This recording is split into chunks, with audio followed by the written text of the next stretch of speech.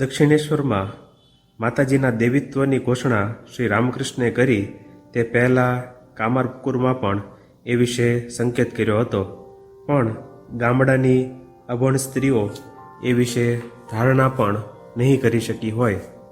માતાજી ત્યારે 14 વર્ષના કિશોરી હતા. ઠાકોર જ્યારે ગામની સ્ત્રીઓને ઉપદેશ આપતા હતા ત્યારે માતાજી સાંભળતા સાંભળતા વચ્ચે ઊંઘી જતા. એમને ઠેલો મારીને બીજી સ્ત્રીઓ કહેતી, આવી સારી વાતો સાંભળી નહીં, ઊંઘી ગઈ? ત્યારે ઠાકોર કહેતા, ના ના, એમને ઉઠાડો નહીં, એકાએ અમસ્તા ઊંઘી ગયા છે. આ બધી વાતો જો સાંભળશે તો એ સીધા ચાલ્યા જશે, અહીં નહીં રહે. સ્ત્રીઓએ પાછળથી આ વાત માતાજીને કરી હતી.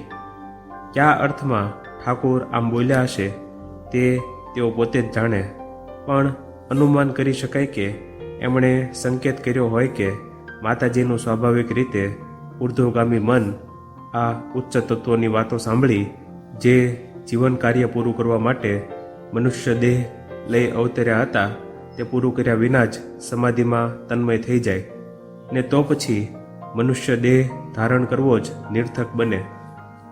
એમના દિવ્ય જીવનનું રહસ્ય સમજવા માટે આ સંક્ષિપ્ત પ્રસ્તાવના અત્યારે પૂરતી છે. આગળ ઉપર એમના ચરિત્ર વિશે વિચાર કરતા સમજાશે કે એમનું વ્યક્તિત્વ નવા ને વિવિધ વાતાવરણમાં ધીમે ધીમે વિકસી રહ્યું હતું, છતાં એક વિષયમાં અપૂર્વ પરિપૂર્ણતાએ પહોંચ્યું હતું. તેઓ દેવી હતા, છતાં જગતે એમનામાં સ્નેહાળ માતાનું સ્વરૂપ જોયું હતું. ભારત વર્ષના આધ્યાત્મિકતાના ઇતિહાસમાં આ એક મહત્વપૂર્ણ બનાવ કહી શકાય. શ્રી રામપૂર્વ તાપની ઉપનિષદ શ્લોક 7 કહે છે કે ઉપાસકાનામ કાર્યાર્થામ બ્રહ્મણો રૂપકલ્પના, અર્થાત ઉપાસકોને માટે નિર્ગુણ નિરાકાર બ્રહ્મરૂપ લે છે. શ્રીમદ ભગવદ્ ગીતામાં 4 અધ્યાયમાં 11મા શ્લોકમાં શ્રી કૃષ્ણ કહે છે કે યે યથા મામ પ્રપદ્યન્તે તાંસ્તથૈવ ભજામ્યહમ. જે ભક્ત મારા જે રૂપનું શરણ લે તેને માટે હું તે જ રૂપ લઈ એની અભિલાષા પૂર્ણ કરું છું. શ્રી શ્રી ચંડીમાં અધ્યાય 12 શ્લોક 36 પણ ઋષિ કહે છે એવં ભગવતી દેવી સા નિત્યાપી પુનઃ પુનઃ સંભૂય કુરુતે ભૂપ જગત પરિપાલનમ.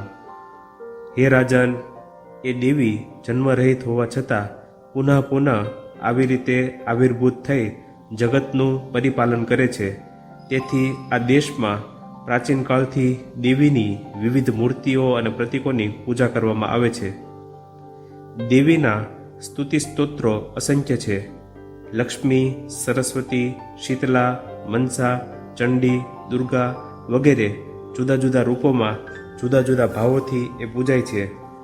એ જ ધન ને વિદ્યા આપે છે, એ જ રોગ શોકને દૂર કરી આરોગ્ય આપે છે, એ જ રક્ષણ કરે છે અને અસુરોનો નાશ કરે છે.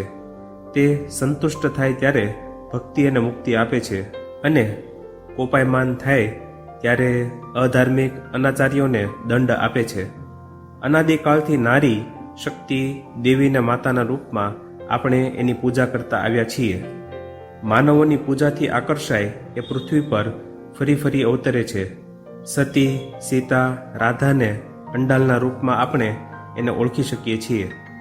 કવિ સાધક રામપ્રસાદ જ્યારે અનાથ બાળકની માફક તેને પુકારતા હતા ત્યારે સ્વર્ગના સિંહાસન પરથી ઉતરી નાની બાલિકાના વેશમાં આવી એણે ભક્તની કુટીર પાવન કરીને ભાંગેલી વાડ બાંધી આપી હતી.